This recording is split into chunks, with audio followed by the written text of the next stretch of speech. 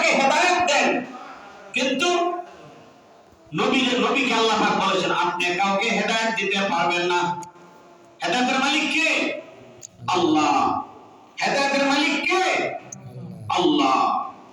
যেমন বলতেছিলাম আল্লাহ পাক বলেছেন ওয়ালাহুম আ'য়ুনুন লা ইউবসিরুনা বিহা, আমি তাদেরকে দৃষ্টি শক্তি দিয়েছি, তারা সুপাত্রের দৃষ্টি শক্তি ব্যবহার করে নাই, অপাত্রে ব্যবহার করেছে।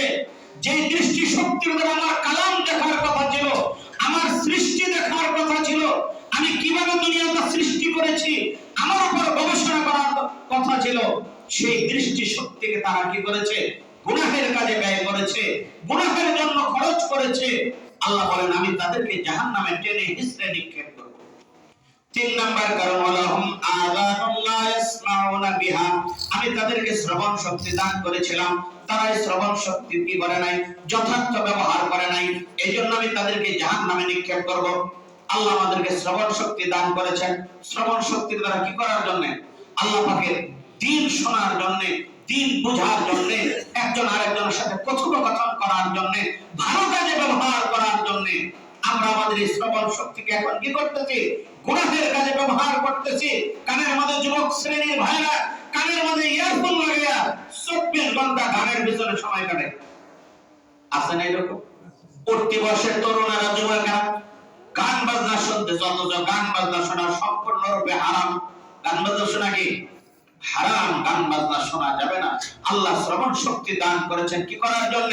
আল্লাহ দ্বীনকে বোঝার জন্য, দ্বীনকে শোনার জন্য। 1 নম্বরে যে আল্লাহ পাক কলবের কথা বলেছেন, 2 নম্বর শ্রবণ শক্তির, দৃষ্টি শক্তির কথা বলেছেন, 3 নম্বরে শ্রবণ শক্তির কথা বলেছেন। সিরিয়াল অনুযায়ী কইছেন, প্রথমে শ্রবণ শক্তির কথা কইতো অথবা প্রথমে দৃষ্টি শক্তির কথা কইতো। আল্লাহ পাক সিরিয়ালে বলেন, কেন বলেছেন? মানুষের অন্তর, কলব, আত্মা অনেক দামি জিনিস, এজন্য কলবের কথা আগে বলেছেন। 2 নাম্বার মানুষের দৃষ্টি শক্তি, মানুষের দৃষ্টি শক্তি, চোখের দ্বারা মানুষ দেখে অভিজ্ঞতা হাসিল করে, পড়াশোনা করে, এজন্য দৃষ্টি শক্তির কথা আল্লাহ পাক 2 বারে বলেছেন। কেউ যদি বলে বয়স্ক হওয়ার পর আমি তো কোরআন হাদিস পড়তে পারি নাই, আমি বুঝি নাই, আমি শুনি নাই, এইজন্য আল্লাহ পাক 3 বারে বলেছেন শ্রবণ শক্তির কথা। তুমি কোরআনের কথা যদি পড়ে না থাকো তাহলে যিনি পড়েছেন তার কাছ থেকে শুনো, জানো, বুঝো।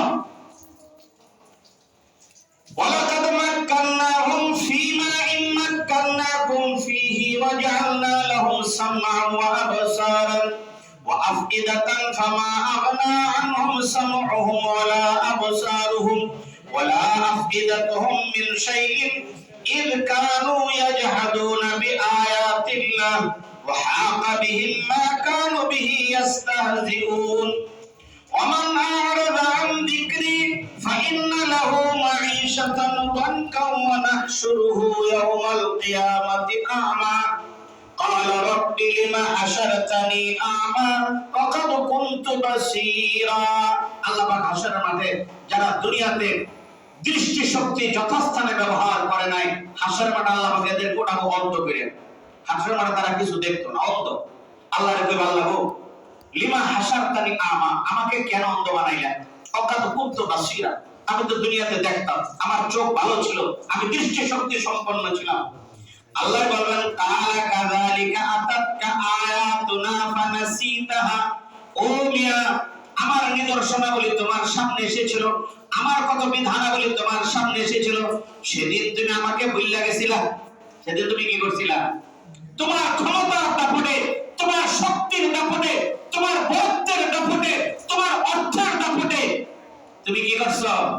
কিসের নামাজ? হুজুর নামাজ আমার ভালো লাগে?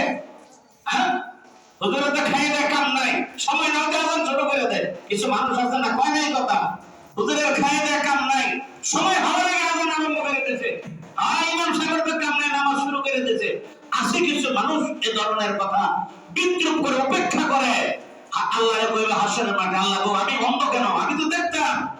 আল্লাহ দেব কাযালিকা আতাতকা আয়াতুনা ফানাসিতাহা, দুনিয়াতে আমার নিদর্শনাবলী, আমার বিধান দেখছো, মসজিদে আযান হইছে, ইমাম সাহেব বয়ান করছে, খতিব সাহেব বয়ান করছে, উলামায়ে কেরাম তোমার দাওয়াত দিছে, মুরব্বিরা কইছে চলো বাবা নামাজ পড়তে আসো, নামাজ যাই না মুরব্বি এলামের মতো পুরো জামানি নামাজ পড়তে। মুরব্বি মুরব্বী সুন্দর করে বলেছে বাবা চলো নামাজটা পড়ে আসি, মুরব্বীর একটা ধমক দিয়ে তাকে বলছে দাও, আপনার মতো বড় বড় ঘরে যাবনি আমরা, এরকম অনেক কিছু বলেছে। তারপর দেখাইছে আল্লাহ কইব কাযালিকা আতাতকা আয়াতুনা ফানাসিতাহা, ওই দিন যেরকম তুমি আমারে ভুলে গেছিলা, কাযালিকা লিয়াউমা তুনসা, আমি আজকে তোমাকে ভুলে গেলাম, তোমাকে আমি চিনি না তুমি কে। হাসরের মাঠে আল্লাহ যদি নাজাত না দেন, নাজাত দেনেওয়ালা কেউ আছে? আল্লাহ যদি ঘোষণা করেন আমি তোমারে ভুলে গেলাম, আমি তোমারে চিনি না, মুক্তির কোনো আশা আছে? মুক্তির কোনো আশা নাই। এইজন্য মুসলিম ভাইয়েরা আমার, মুরব্বী বাবারা, যুবক ভাইরা, আমাদেরকে আল্লাহ কিভাবে সন্তুষ্ট হয় সেই চেষ্টা আমাদেরকে করতে হবে, সেই চিন্তা আমাদেরকে করতে হবে। ওয়ান আবি হুরায়রা রাদিয়াল্লাহু তাআলা আনহু قال ان العبد اذا اخطا خطيئه تكتب في قلبه نقطه سوداء, বান্দা যখন একটা গুনার কাজ করে, বান্দা যখন কি করে একটা গুনার কাজ করে, তার অন্তরের মাঝে একটা কালো দাগ পড়ে যায়। একটা গুনাহ করলে কি হয়ে যায়? একটা কালো দাগ পড়ে। ফাইদা হুয়া নাযা ওয়াস্তাগফারা, যখন সে কি করে তওবা করে, আল্লাহর কাছে মাফ চায়, তখন কি হয়? আল্লাহ এই কালো দাগটা আল্লাহ পাক কি করে দূর করে দেন। ওয়া তাবা সাকফা কলবুহু ওয়া ইন আদা যাবাদা ফিহা, আবার যদি গুনাহ করে আবার আরেকটা দাগ পড়ে, হাত্তা তাআলু কলবুহু, এইভাবে কোন বান্দার অন্তরে গুনাহের দাগ পড়তে পড়তে পড়তে পড়তে কালো কুৎসিত হয়ে যায়।